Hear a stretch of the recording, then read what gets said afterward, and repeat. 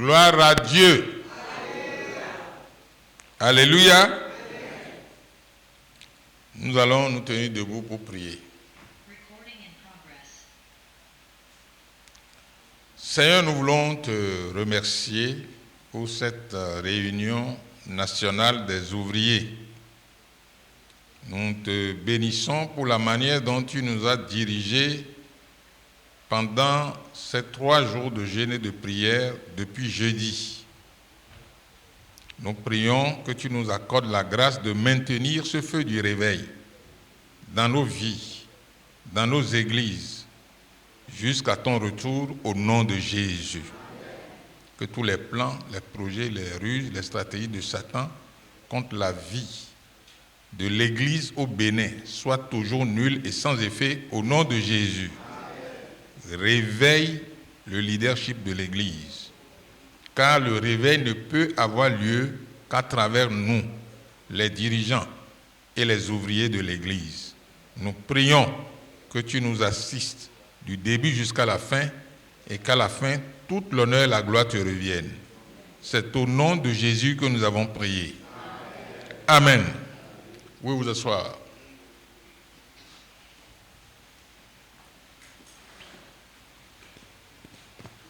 Vous savez que désormais, tous les premiers samedis du mois, nous avons le jeûne des ouvriers. Nous commençons le jeûne avec toute l'Église le jeudi jusqu'au vendredi et nous accompagnons ça avec la veillée de prière pour toute l'Église le vendredi soir, vendredi nuit plutôt jusqu'à l'aube. Et le samedi, les ouvriers que nous sommes, nous poursuivons le jeûne jusqu'à la fin de la réunion des ouvriers avant de déjeuner ensemble. J'espère que tous les dirigeants ont pris les dispositions pour que, à l'issue de cette réunion, tous ceux qui ont jeûné déjeunent ensemble. Si vous n'avez pas jeûné, eh bien, vous n'avez pas besoin de déjeuner avec qui que ce soit puisque vous avez déjà mangé avant de venir. Alors, depuis le mois dernier, nous avons commencé à revisiter l'ordre du déroulement de nos cultes, l'ordre du déroulement du service. Et nous avions dit que les cultes ou les services de culte constituent des moyens de grâce que Dieu a mis à la disposition de l'Église pour son développement, son édification et pour sa croissance.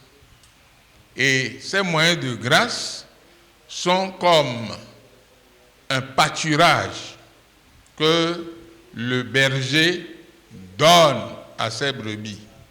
Et nous avons vu que lorsque les brebis ont un vert pâturage, ils mangent bien à satiété et ils grandissent bien, ils se multiplient, ils sont édifiés et quand d'autres brebis les voient, n'est-ce pas, en chemin ou dans la brousse, ils ont envie de les suivre.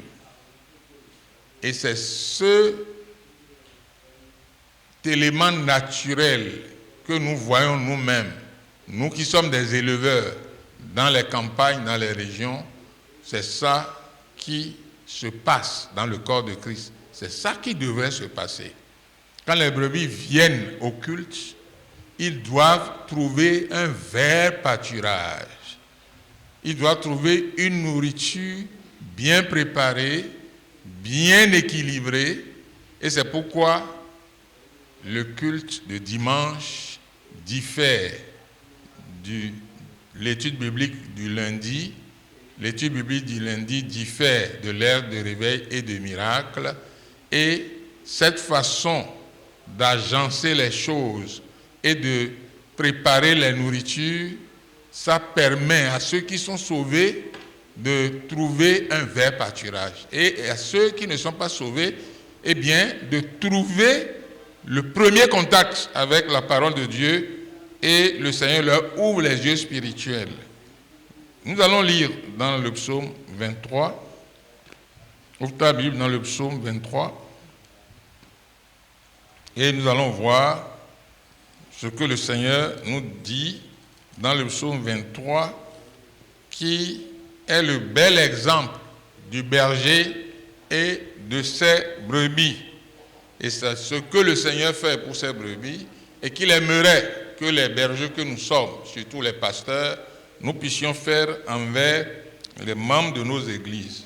Le psaume 23 dit « L'Éternel est mon berger, je ne manquerai de rien. Il me fait reposer dans de verts pâturages. Il me dirige près des eaux paisibles. Il restaure mon âme.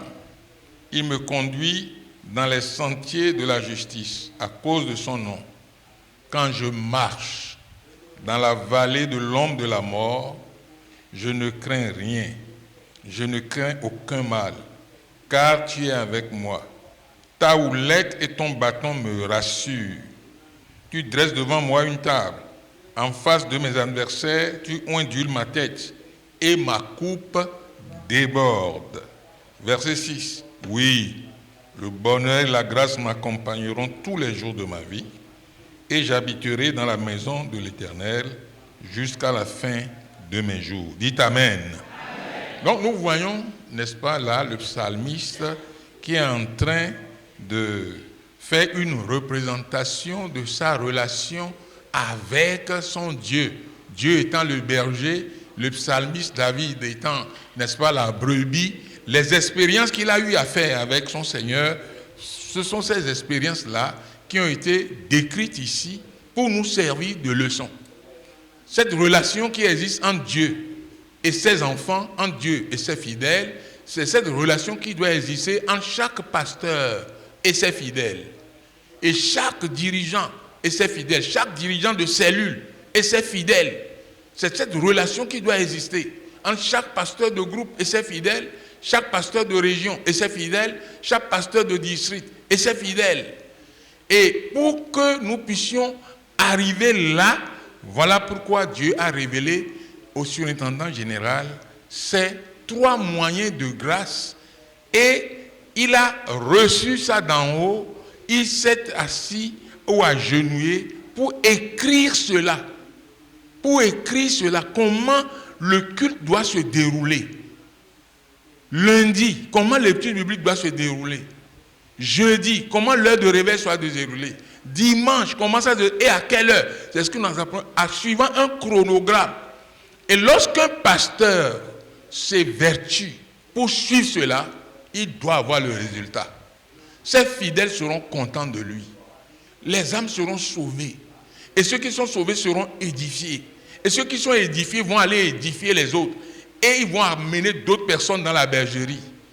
Et comme nous sommes dans le mois d'évangélisation, si nous faisons l'évangélisation et que nous amenons les brebis maintenant dans de verts pâturages, eh bien nous allons voir qu'ils vont demeurer dans le Seigneur et il y aura une croissance exponentielle de l'Église. Mais si nous n'organisons pas le culte tel que c'est révélé à l'homme de Dieu, notre grand-père dans la foi, nous n'aurons jamais le résultat. Et donc, le mois dernier, et le premier samedi du mois dernier, je vous ai parlé de l'ordre du service du culte de dimanche. Et j'ai demandé que ça soit publié sur la plateforme de tous les pasteurs et que le message qui a été enregistré en direct, lorsque nous avions fait cela, nous étions dans le Koufo, que cela soit posté à tous les pasteurs. Et j'espère que chaque pasteur a reçu l'audio et aussi le test du déroulement de culte. Si vous suivez ça, vous allez faire toujours un bon culte de dimanche. Vos fidèles seront toujours contents de vous. Ça a besoin d'engagement, ça a besoin de consécration. Et quand vous le faites, vous allez voir que vous ne faites aucun miracle. c'est votre sacrifice, votre consécration que Dieu va utiliser pour atteindre ses objectifs à lui. Ce soir, je voudrais vous parler de déroulement de l'étude biblique de lundi. L'étude biblique de lundi est un autre moyen de grâce. Ici, c'est l'étude systématique de la Bible. Et si vous suivez ça tous les lundis, ça d'ailleurs c'est le fondement de la vie profonde. La vie profonde a commencé avec l'étude biblique du lundi et ça a commencé dans le salon du surintendant général et progressivement, quand Dieu a fait naître la vision de l'Église, les autres moyens de grâce se sont ajoutés. Comment l'Église organise l'étude biblique des lundis? Eh bien, si vous prenez le chronogramme de l'Église, vous avez d'abord la prière d'ouverture qui commençait à 19h auparavant. Et je vous ai dit que le surintendant inspiré a ramené ça à 17h50 minutes. Il y a les petits chœurs qui vont suivre, les annonces, le cantique, la lecture biblique, les dîmes et les offrandes, la chorale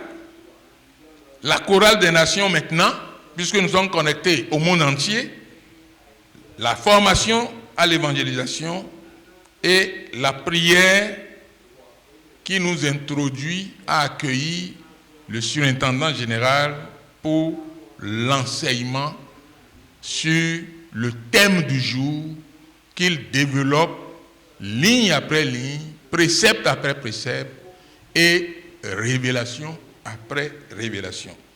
Le programme commence à 17h50 et c'est chronométré. Et chacun doit s'efforcer pour organiser cela. J'ai remarqué dans mes tournées que plusieurs des fidèles de l'Église biblique de la vie profonde au Bénin ne savent même pas que le chronogramme a changé. De sorte que la plupart des endroits où je suis passé, vous avez toujours sur les pancartes publicitaires qui révèlent comment le culte est organisé dans cette église. Les horaires, les anciens horaires sont toujours là. De sorte que les fidèles ne voient aucun changement. Ils ne savent pas que ça a changé. Donc c'est lorsque le pasteur annonce l'arrivée du pasteur national que l'on commence à dire c'est à 17h50, c'est à 17h50. Alors qu'en réalité, personne ne vient à 17h50. J'étais allé quelque part et puis je suis là et je suis là à 17h50, je ne vois personne et finalement les gens commencent à arriver à compte-gouttes et finalement j'ai dit mais l'étude commence ici à quelle heure? Et on m'a dit normalement c'est 18h30 mais c'est déjà changé et tout le monde a le programme. J'ai dit non, c'est pas comme ça. Vous devez l'annoncer régulièrement que l'étude biblique commence désormais, ce n'est pas à 18h30 mais c'est à 17h50. Pourquoi? Parce que le surintendant a rajouté un autre programme. Le programme de la chorale des nations, pour que nous puissions voir le monde entier, ce que l'Église fait dans le monde, ce que les chorales sont devenues dans le monde. Mais jusqu'à aujourd'hui, il y a plusieurs personnes qui ratent cette partie de l'étude biblique de la semaine. Alors, je vais vous dire que nous devons corriger cela. Donc, premièrement, on commence à 17h50 par le pasteur de district. C'est le pasteur de district lui-même qui démarre. Quand il vient au pupitre à 17h50 pile, il demande à la congrégation de se lever pour la prière. Il dirige la prière d'ouverture lui-même et conduit le peuple dans la prière et il clôture lui-même. Ça dure 10 minutes, chrono. 10 minutes. Il doit chronométrer. Dès qu'il est 17h50, il monte. Il fait 10 minutes de prière. Levons-nous pour la prière, s'il vous plaît. Et tout le monde se lève. Que ce soit 2 personnes qui soient là, que ce soit 3 personnes qui soient là, ce n'est pas le plus important. Qu'est-ce que le Seigneur dit? Là où 2 ou 3 sont rassemblés, je suis où? Au milieu d'eux. Il n'a pas dit, là où 2 ou 3 sont rassemblés, on ne peut pas faire la réunion de prière, on ne peut pas faire l'étude biblique, on ne peut pas faire l'heure de réveil. Là où 2 ou 3 sont rassemblés, vous commencez le programme et vous déroulez le programme selon le chronogramme. Lentement mais sûrement, ceux qui viennent se rendront compte qu'ils sont venus en retard et que le programme a commencé plus tôt et ils vont commencer à se corriger. 2. Les petits cœurs. Les petits cœurs commencent à 18h pile. Ça dure 10 minutes chrono. Le dirigeant des petits cœurs doit se préparer. Le pasteur doit désigner cette personne avant l'heure ou le jour, avant le jour même. C'est extrêmement important. Depuis le dimanche, la personne qui doit faire le petit cœur est au courant. Ou le lundi matin. Ce n'est pas quand on est venu maintenant qu'on regarde à gauche, à droite pour dire « Hey, toi, va nous aider à diriger les petits cœurs. » Il va dire « Ah, je ne me suis pas préparé. » Non, va le faire quand même. Le Saint-Esprit va t'aider. Ça, ce n'est pas comme ça. On ne peut jamais avoir le résultat comme ça. Donc, celui qui est chargé de diriger les petits cœurs, il faut bien noter, doit se préparer pour diriger de bons et édifiants petits cœurs. Cette personne doit utiliser la fiche de compilation des petits cœurs de la vie profonde.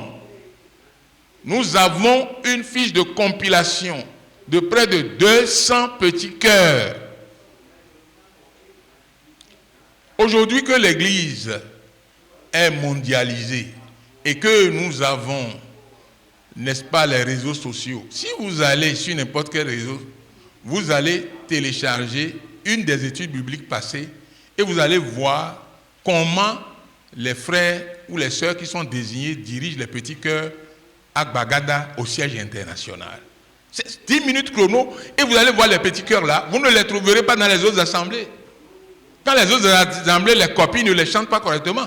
Mais nous là, nous avons abandonné nos petits cœurs qui sont si puissants et font trembler Satan pour importer les petits cœurs et les chants des autres assemblées.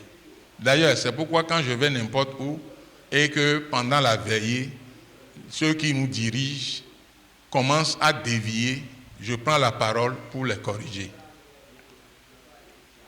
Parce que si vous chantez la parole chantée, c'est différent de chanter pour le plaisir de chanter ou de chanter pour que la chair soit satisfaite. Donc, celui qui doit faire les petits cœurs ne doit pas négliger cela. On choisit parmi les belles voix. Et parmi ces belles voix les plus consacrées. Celui ou celle qui doit diriger les petits cœurs doit se préparer spirituellement. Sélectionner les petits cœurs et prier dessus avant de venir monter. Et quand la personne commence à donner les petits cœurs et à les enchaîner, le Saint-Esprit prend le contrôle. Et certaines personnes sont touchées, sont converties, donnent leur vie au Seigneur, avant même que l'enseignement ne commence. 2. La personne doit commencer les petits cœurs avec d'abord une courte prière. Ce n'est pas on vient sur le petit seulement et on dit c'est l'heure des petits cœurs et on entonne. Non. Inclinons-nous dans la prière parce que lui-même il s'était incliné dans la prière devant Dieu. Dieu l'a inspiré, lui a donné les cœurs qu'il a déjà en ligne en 10 minutes. Si c'est 2, 3, 4 cœurs que je veux faire passer, il a déjà sélectionné. Il prie avant de lancer les hostilités. Ça, c'est ça. Et maintenant, quand les 10 minutes finissent, eh bien, la personne se retire et laisse la place au modérateur, ou le modérateur du mois lui-même, regardant l'heure, et que la personne qui dirige les petits est en train de finir, il se lève et il avance. On lui cède la place. 18h10 pile, il prend et il fait 5 minutes d'annonce. Le modérateur fait 5 minutes d'annonce, chrono. En montant au pupitre, le modérateur procédera de la façon suivante. Nous vous souhaitons la bienvenue à l'étude biblique aujourd'hui au nom de Jésus. Et tout le monde dit Amen. C'est un grand plaisir pour nous de connaître et d'accueillir tous ceux qui communient pour la première fois avec nous aujourd'hui à l'église biblique de la vie profonde, district de Lokossa. Comment vous appelez le district d'ici? District de Guinkomé. Donc, tu mets ton district là-bas, district de Guinkomé. Pouvez-vous vous lever pour vous signifier, si c'est pour la première fois que vous venez? Pendant ce temps, il observe, il promet ses regards pour voir s'il y a une nouvelle personne parmi nous. Ainsi, nous vous adresserons les salutations de notre pasteur de district. Dans la suite, il continue en disant, quand la personne se lève ou les gens se lèvent, notre pasteur est content de vous compter parmi nous aujourd'hui et il aimerait que vous continuiez à venir afin que Dieu l'utilise comme un canal de bénédiction pour vous, comme il a été pour beaucoup d'entre nous. Il aimerait que vous veniez vous asseoir sur le siège ou le banc spécialement préparé pour vous devant. Le banc doit être préparé à l'avance, devant, afin que vous contempliez de plus près le déroulement du programme d'aujourd'hui. Nos surveillants vous donneront une fiche que vous veillerez à remplir soigneusement en fournissant correctement les informations demandées et puis la retourner aux surveillants. Merci et que Dieu vous bénisse. Dites Amen. Amen. Et pendant ce temps, les surveillants se rapprochent de ces gens-là et les invitent à les suivre devant et viennent les installer devant. Et quand c'est fait, ils passent à l'annonce. Annonce des programmes hebdomadaires. Nous nous rassemblons pour la communion dans l'église biblique de la vie profonde 3 fois par semaine. Les lundis, comme aujourd'hui, nous nous retrouvons pour l'étude systématique et exposée de la Bible pour que nous soyons affermis et mener une vie chrétienne équilibrée. Nous commençons ce programme tous les lundis à 18h moins 10 ou à 17h50. Quand il finit, il passe maintenant au jeudi. Jeudi. Les jeudis, nous nous retrouvons cette fois-ci pour l'heure de réveil, de miracles et de la formation à l'évangélisation. C'est un programme durant lequel nos vies sont réveillées et équipées pour le gain fructueux des âmes et un service profitable au Seigneur. Nous commençons ce programme à 17h50 aussi, les jeudis, ou à 18h moins 10. dimanche. Les dimanches, nous nous rassemblons pour le culte d'adoration. Nous sondons les Écritures et nous recevons un message vivant qui nous aide à mener une vie sainte et victorieuse. Nous commençons à 8h00. Mais à 7h45, nous venons ici avec tous les ouvriers de l'église et tous les membres de l'église qui le désirent pour prier pendant 15 minutes afin d'attirer la puissance de Dieu sur l'assemblée, la main de Dieu dans nos vies pour que le Seigneur nous fasse du bien. Donc, vous pouvez également vous joindre à nous et à tous les ouvriers de l'église tous les matins, dimanche matin à 7h45 et à 8h00, le programme commence. Nous vous invitons donc à participer à tous ces programmes avec vos parents et amis. Que le Seigneur vous bénisse comme vous venez. Annonce spéciale. S'il y a une annonce spéciale, c'est à ce moment qu'on passe l'annonce spéciale.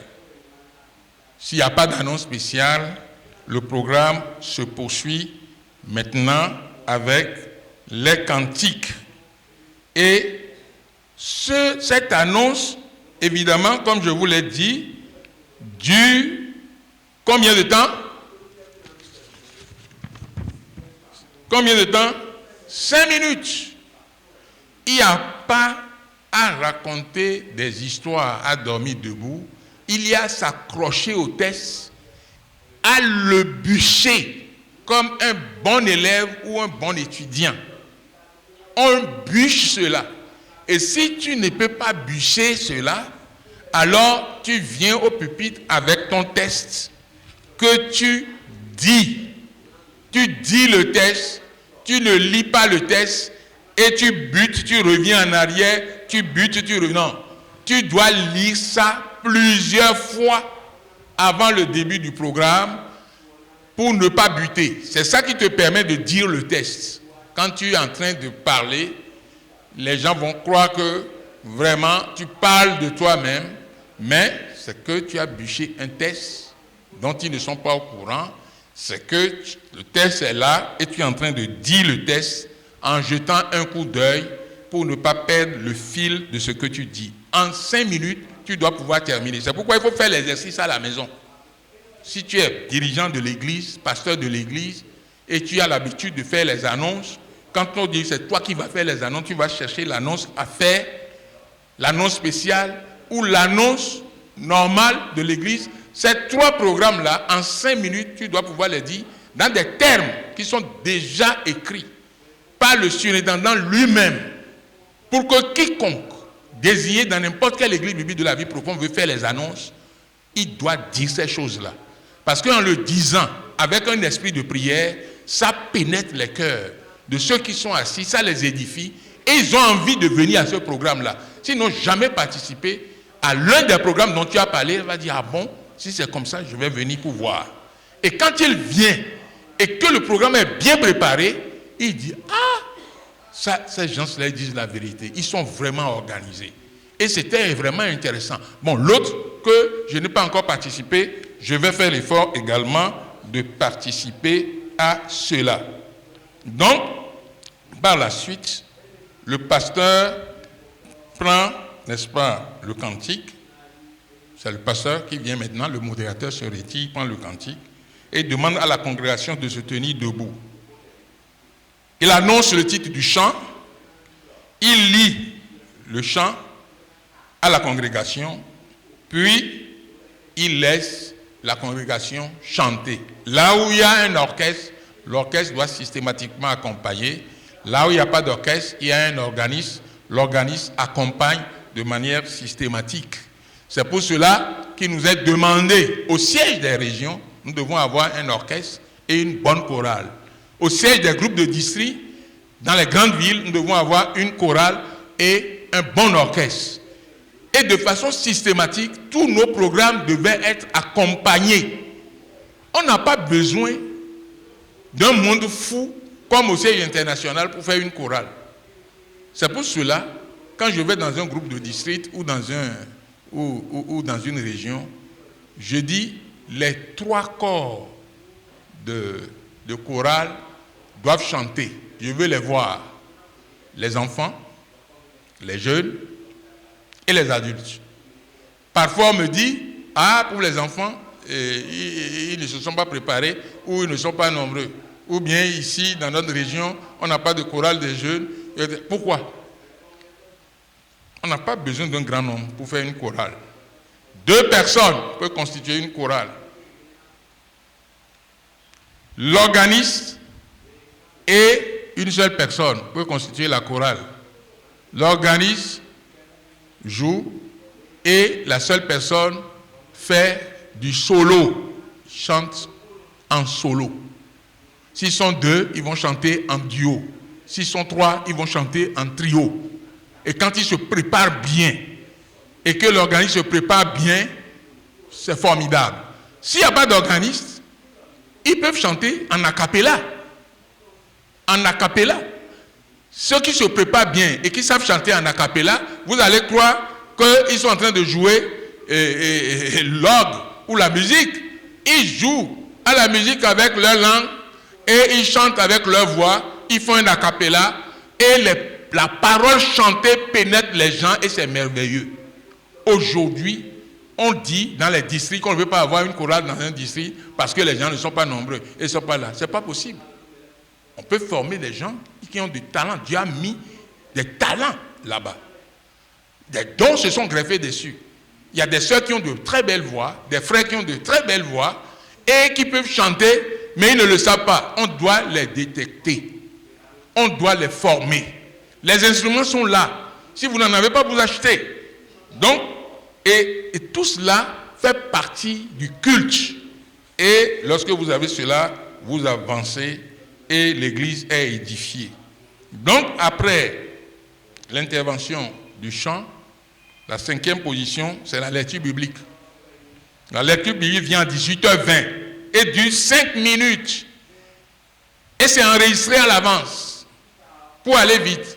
Au cas où le technicien se hasarde à ne pas faire déclencher, par négligence ou par panne technique, parce que ça peut arriver, le modérateur doit, avant ce moment-là, lire lui-même entièrement le texte du jour. C'est lui qui annonce et le technicien lance cela. Dès que quelques minutes, quelques secondes, on ne doit pas même attendre une minute, il n'entend pas le son de la lecture biblique, il démarre lui-même la lecture. Parce que ça doit durer 5 minutes. Certains font une lecture de 10 minutes. C'est tout à fait anormal. Vous n'allez jamais rattraper le temps. Vous devez lire rapidement, à haute et intelligible voix. Ou bien, vous faites passer l'audio biblique déjà précédemment enregistré. Parce que là, les lecteurs vont très vite et très bien. Le modérateur retourne donc au pupitre après le cantique et il introduit la lecture biblique en disant: aujourd'hui, nous continuons avec notre lecture biblique. Mais avant la lecture, inclinons-nous dans la prière. Et il fait cette prière. Père, nous demandons que tu ouvres nos yeux de compréhension comme nous lisons ta parole aujourd'hui. Que les passages qui s'appliquent à nos besoins et problèmes, spirituellement, physiquement et matériellement, soient imprimés sur la table de nos cœurs. Si c'est bien dit, vous allez entendre automatiquement Amen. Toute l'assemblée va répondre Amen. Sois avec nous. Amen. Éclaire-nous. Amen. Instruis-nous. Amen. Ça, c'est la congrégation qui répond automatiquement. Quand c'est bien fait, bien dit. Quand c'est bien su. Cette prière doit être connue et bûchée. Enseigne-nous, comme nous lisons ensemble ta parole maintenant. Au nom de Jésus, j'ai prié. Et tout le monde répond. Nous continuons la lecture maintenant. Et il annonce le passage du jour et le technicien lança immédiatement. Or, en cas de panne ou de négligence ou d'oubli de la part du technicien, eh bien, il lit lui-même sans attendre, sans regarder qu'est-ce qui se passe. Ces gestes-là, le peuple n'a pas besoin de ça. Ça marque de l'impréparation. Le modérateur doit déjà dire au technicien le chronogramme. Dès que je vais monter là-bas pour la lecture biblique, il faut que tu sois prêt. Et il est prêt. Maintenant, il introduit et puis il ne lance pas. Donc cela veut dire qu'il a un problème. Et donc je démarre. Si c'est 2 chapitres, il me laisse finir. Et au 2e chapitre, il ne m'attend plus, il lance. C'est comme ça que les choses doivent être harmonisées. Et après la lecture biblique, il est toujours là. Il ne bouge pas. Comment va-t-il conclure? La conclusion, il dit ceci. Vous venez juste d'écouter la lecture biblique.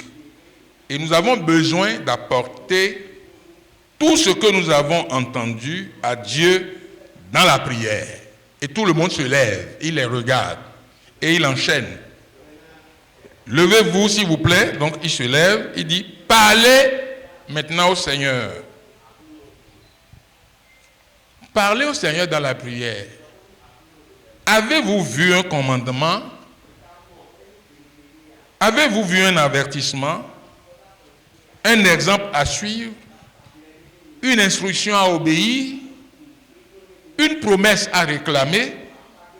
Demandez la grâce pour mettre en pratique ce que vous avez appris dans la parole de Dieu ce soir. Au nom de Jésus, nous avons prié. Et quand il finit, il enchaîne. On dit c'est le moment maintenant des dîmes et des offrandes. 5 minutes pour faire les dîmes et les offrandes. Nous sommes au moment de donner nos dîmes et offrandes au Seigneur. C'est pourquoi mettez vos mains dans vos sacs et dans vos poches et levez vos dîmes et offrandes pour la prière. Tout le monde se lève et puis met sa dîme ou son offrande dans la main, il lève la main et il prie. Et quand il prie, eh bien, il fait la collecte. Mais il peut précéder donc sa prière et son annonce par un passage biblique pour montrer à l'assemblée que ce n'est pas lui qui demande de l'argent à qui que ce soit, mais que c'est Dieu qui l'exige de la part de ses fidèles, pas de la part des païens, mais de ses enfants. Il peut lire Malachie 3:10, il peut choisir un autre passage et il lit rapidement avant qu'on ne fasse la collecte. Il prie maintenant sur les offrandes. Il doit dire aux gens d'ouvrir leurs yeux et de mettre leurs offrandes dans les pochettes que les surveillants font circuler et être toujours dans l'esprit de prière. Et après, il quitte le pupitre après la collecte et la chorale s'installe. Et nous allons passer à la 7e étape dans le chronogramme. Et tout est chronométré. Et tout le monde joue sa partition. Ici, j'ai à faire 1 ou 2 remarques. Lorsque nous voulons faire la collecte, le modérateur souvent dit dans la prière que Dieu bénisse ceux qui ont levé leur offrande et qu'il bénisse aussi ceux qui n'en ont pas et qui n'ont pas apporté. Mais quel est ce genre de bénédiction? Il bénit ceux qui ont apporté. Ceux qui n'ont pas apporté, c'est des désobéissants ou des avares. Puisque la Bible dit qu'il ne faut pas venir dans la maison de l'Éternel, dans les pavillons de l'Éternel, les mains vides. Vrai ou faux? Mais si toi tu viens les mains vides, est-ce qu'on va prier que Dieu te bénisse parce que tu es venu les mains vides? Mais il dit, vaut mieux donner que de recevoir. C'est ceux qui donnent qui seront bénis. Ceux qui sont avares, celui qui donne peu sera comment? Celui qui donne peu, il moissonnera beaucoup, n'est-ce pas? Non. Celui qui donne peu, moissonnera peu. Et celui qui ne donne pas du tout, ne moissonnera strictement rien. Donc, le modérateur, s'il tient à prier pour ceux qui n'ont rien amené, il peut prier pour eux que Dieu les convainc de désobéissance et de péché. Ou, si ce n'est pas ignorance, que Dieu leur accorde la grâce de ne plus venir dans la maison de Dieu les mains vides. Seigneur, bénis ceux qui ont levé leur offrande. Multiplie ce qu'ils donnent. Mais pour ceux qui n'ont rien amené, Seigneur, je demande que tu les convaincs de désobéissance. Et que, parce que ça là, si on dit ça, on va dire, ah, il est en train de nous maudire, ce n'est pas malédiction. Que Dieu leur accorde la grâce de ne pas désobéir à Dieu et de perdre leur bénédiction. Sinon, tu te tais carrément sur ce cas-là. Tu dis que Dieu bénisse ceux qui ont donné. 2. Les bourses que nous distribuons dans l'église pour collecter, ce doit être des bourses d'abord dignes. Nous récoltons les dîmes et les offrandes pour le Seigneur. Nous lui donnons dans des sacs. Est-ce que ça va être des sacs déchirés? Est-ce que ça va être des sacs gondolés? Alors, donc c'est pourquoi, depuis le siège international, les bourses ont été harmonisées. 1. Bien fait, le trou bien rétréci, pour que les bandits qui viennent dans l'église, non pas pour écouter la parole de Dieu, non pas pour être sauvés, mais c'est pour voir la direction des dîmes. Quand on ramasse là où on met ça, pour qu'il aille chercher sa part, il faut protéger ce que nous donnons. Il y a des spécialistes, lorsqu'ils disent qu'ils mettent la main dans la bouche, mais ils sont des prestidigitateurs.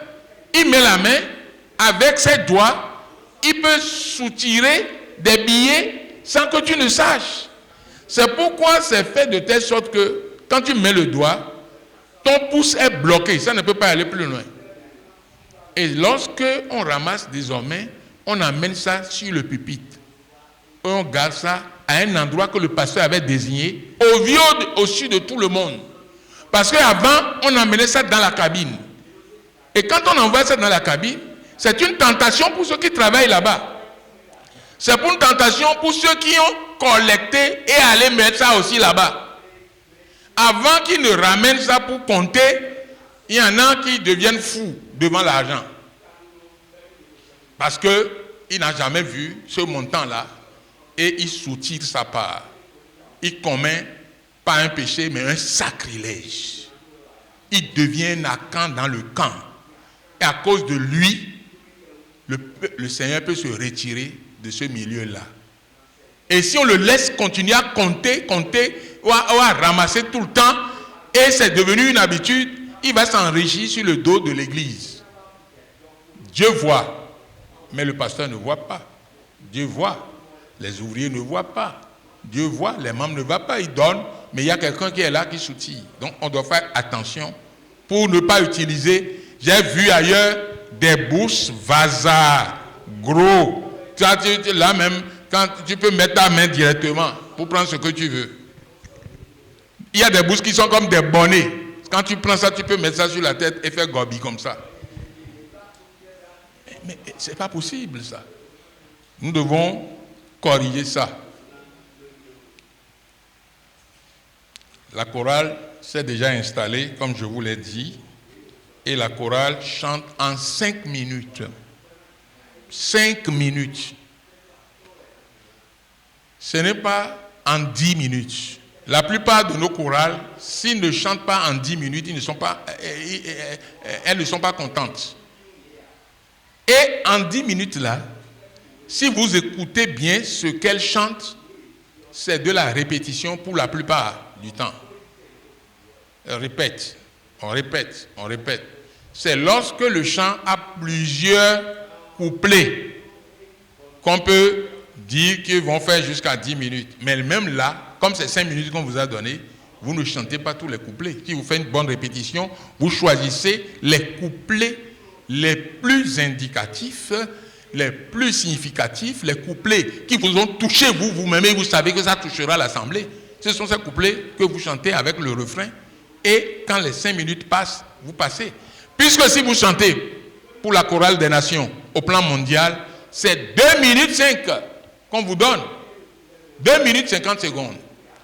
Et c'est 4 chorales au plus qui passent pour la chorale des nations. Vous allez voir ces 4 chorales-là en 10 minutes. 2 minutes 5, 2 minutes 5. Pourquoi ne pas faire 5 minutes au sein de l'église?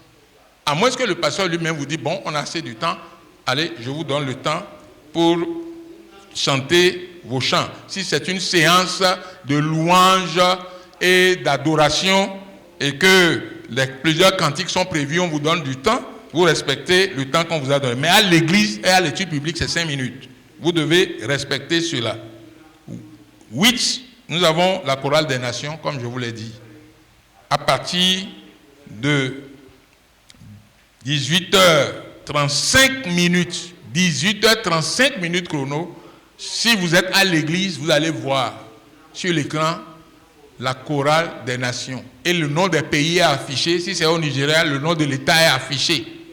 Et vous voyez comment ils chantent. Et ce qu'ils chantent est écrit en anglais et en français sur l'écran. Si tu as l'habitude de rester derrière, tu ne verras pas. Si tu te rapproches de devant, tu vas lire correctement ce qui est affiché. Il y a des gens qui n'ont même pas l'écran et qui ne suivent pas l'étude biblique du surintendant général. Et nous avons déjà corrigé ça. Que ceux qui sont dans les villages où ils n'ont pas, n'est-ce pas, ou des quartiers de ville reculés où ils n'ont pas le matériel, mais ils ne sont pas à la vie profonde. Une église biblique de la vie profonde se distingue aujourd'hui dans le monde entier par le live transmission. C'est la première chose quand l'église est implantée que le pasteur doit s'évertuer, mobiliser les fidèles à payer l'équipement satellitaire de réception pour cette église-là. S'ils n'ont même pas de pasteur et non personne, le dièse sera leur pasteur tous les lundis. C'est extrêmement important. Et chaque pasteur doit prendre ça très au sérieux. Après, nous passons au 9e point du chronogramme, c'est la formation pour l'évangélisation. Cette formation dure 10 minutes. Après la chorale des nations, c'est le surintendant lui-même qui donne cet enseignement. Et si vous n'êtes pas là pour écouter cet enseignement, dites-moi comment vous pouvez être de bons évangélistes. Vous ne pouvez pas. Parce que lui-même, c'est le premier évangéliste. C'est lui que Dieu a choisi. Il a commencé à évangéliser depuis sa jeunesse jusque dans sa vieillesse.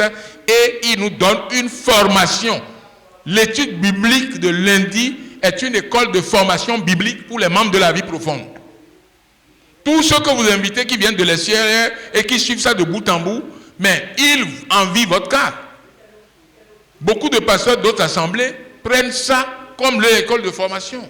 Nous négligeons cela et nous devons corriger cela. C'est pourquoi je suis en train de sortir, de faire la tournée pour nous expliquer que c'est un moyen de grâce qu'il ne faut pas négliger. Nous sommes certes à l'heure des nouvelles technologies. Nous avons les nouvelles technologies qui diffusent cela à profusion.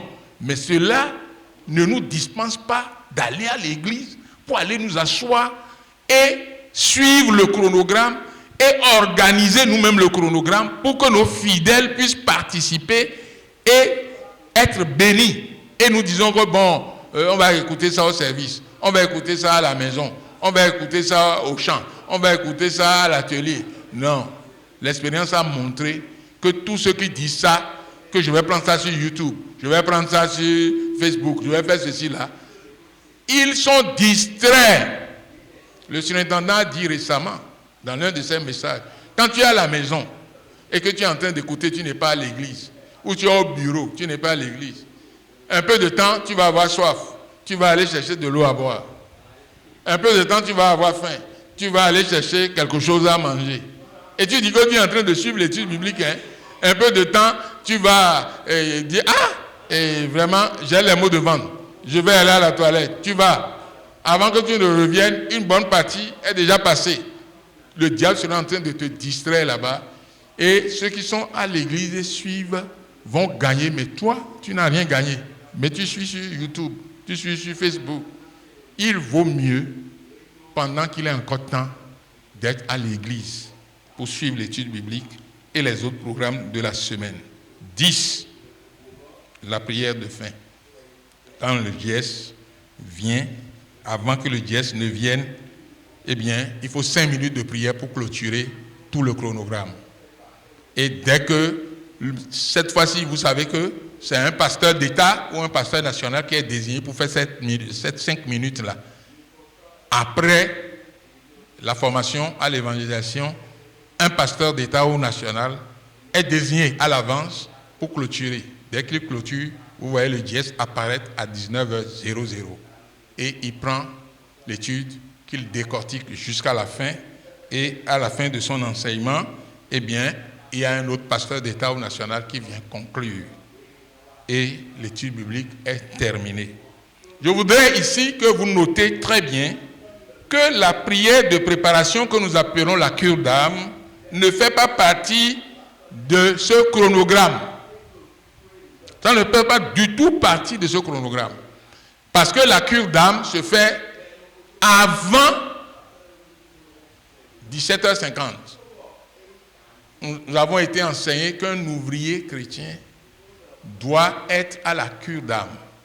Il vient à l'église 1 heure avant le début de tous les programmes, que ce soit à la cellule, que ce soit dans le district, que ce soit dans le groupe de titres, que ce soit au siège de la région ou au siège national. 1 heure avant. Pour faire quoi? 15 minutes pour l'arrangement physique. Le lieu est balayé, le lieu est nettoyé, le lieu est arrangé et on attend les fidèles. C'est les ouvriers qui doivent faire ça. Après les 15 minutes, ils vont à la chambre haute, s'il y en a, ou bien ils restent sur place dans un coin de l'église pour faire la cure d'âme, qui doit durer 30 minutes. On prie pour attirer la main de Dieu sur l'étude biblique ou sur l'heure de réveil ou sur le culte de dimanche. On demande à Dieu, maintenant que le lieu est préparé, maintenant que la nourriture est déjà prête, les invités au repas du Seigneur, où sont-ils? Seigneur, amène-les au nom de Jésus. On prie pour que le Seigneur sanctifie la maison de Dieu, sanctifie les bancs ou les chaises, que le Seigneur sanctifie tous les instruments que nous allons utiliser à la partie technique, les haut-parleurs, les micros, que rien ne vienne obstruer et empêcher la parole de Dieu de sortir pour que le peuple l'entende clairement. On prie pour lier et délier. On prie pour que le Saint-Esprit convainc les pécheurs de pécher durant le programme. On prie pour couvrir toutes les sessions de l'œuvre. Les 10 ou 11 éléments du chronogramme, que le Saint-Esprit couvre tout cela. Ce qui fait que quand une nouvelle personne rentre dans l'église, ou un ancien même rentre dans l'église, il sent qu'il est rentré dans une atmosphère différente. Quand il y a un démon dans sa vie qui rentre dans cette atmosphère-là, il plie bagage et il sort immédiatement. Il plie bagage. C'est pour cela qu'il y a des endroits, quand la cure d'âme est bien faite et que vous amenez un possédé, le possédé arrive au portail, refuse de rentrer à l'intérieur. Il faut le forcer. Il va dire non, je ne rentre pas. Parce que lui, il voit quelque chose que toi, tu ne vois pas. Il voit du feu sur l'autel. Il voit que tout le lieu est saint, alors que lui, il est dans la saleté. Il ne peut pas supporter. Et si vous le forcez, il rentre, c'est fini. Pour ce démon-là, il doit partir, sans prière. Les petits cœurs seuls sont capables de le chasser. La prière d'ouverture seule. Parce que tout est baigné dans la prière. C'est extrêmement important de le faire. Et les 15 minutes qui restent, tout le monde occupe son poste. Les surveillants sont positionnés. Et je ne je n'accentuerai point assez sur l'habillement des ouvriers pendant tous les cultes. Tous les lundis, si vous êtes surveillant à l'église biblique de la vie profonde, vous devez être très bien habillé, pantalon, chemise propre, piqué, avec votre ceinture bien tirée, et vous avez une cravate. Et vous choisissez la cravate et vous faites la surveillance. Si vous êtes seul et vous faites la surveillance, vous devez être bien habillé avec votre jupe et votre corsage. Vous ne portez pas pagne qui va se détacher et vous serez en train de vous fermer devant le peuple de Dieu. Non. Vous devez donc bien vous habiller et s'assurer que vous ne laissez aucune partie de votre corps au dehors pour distraire les fidèles de l'église. Et les frères aussi doivent s'assurer que leur pantalon n'est pas trop serré pour distraire les sœurs de l'église. Donc, l'anatomie ne sort pas, mais on est bien habillé. Les dimanches, les surveillants, en plus de la cravate et de la chemise, doivent être en veste. La veste ne coûte pas cher, puisque c'est qualité-prix. Et nous le savons. Et quelqu'un qui a acheté une veste de 100 000, moi je peux aller acheter ma veste à Misebo et les gens vont dire que ma veste coûte plus cher que sa veste. Parce que là-bas, il y a plusieurs degrés. Plusieurs degrés. Il y a first grade, il y a second grade, il y a third grade. Et c'est qualité-prix. C'est ça qui faisait, au début du ministère, la différence entre la vie profonde et les autres assemblées. Vous rentrez parmi nous, vous voyez nos ouvriers et nos leaders les dimanches, mais vous allez dire non, il vaut mieux que je reste ici. Gloire à Dieu. Maintenant, on porte n'importe quoi, on vient à l'église les dimanches. Non.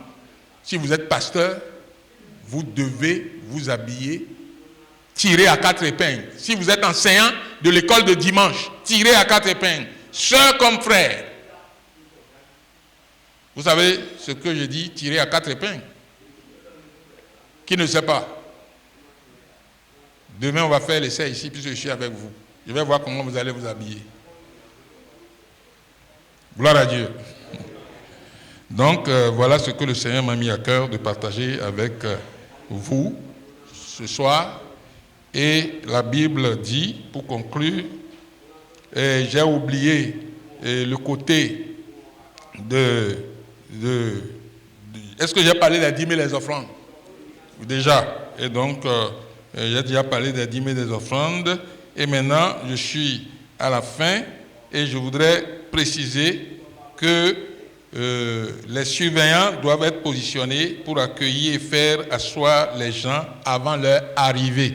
Et c'est après la cure d'âme que ça se fait. Sinon, ils vont refuser d'aller dans la direction que tu leur donnes. Mais si tu es là avant eux, tu les accueilles, ils vont accepter de t'écouter. La parole de Dieu déclare dans Jean 13, 17, « Si vous savez ces choses, vous êtes heureux pourvu que vous les mettez en pratique. » Levons-nous pour la prière. Qu'est-ce que tu as appris à travers cette revue de l'ordre du déroulement du service de l'étude biblique de la semaine? C'est ça que tu vas porter dans la prière à Dieu, pour demander à Dieu de nous aider véritablement à restaurer cette bonne ancienne qui a été déplacée du nord au sud, de l'est à l'ouest. Cette bonne ancienne qui a été déplacée. Vous allez à l'étude biblique, il n'y a plus la vie comme auparavant.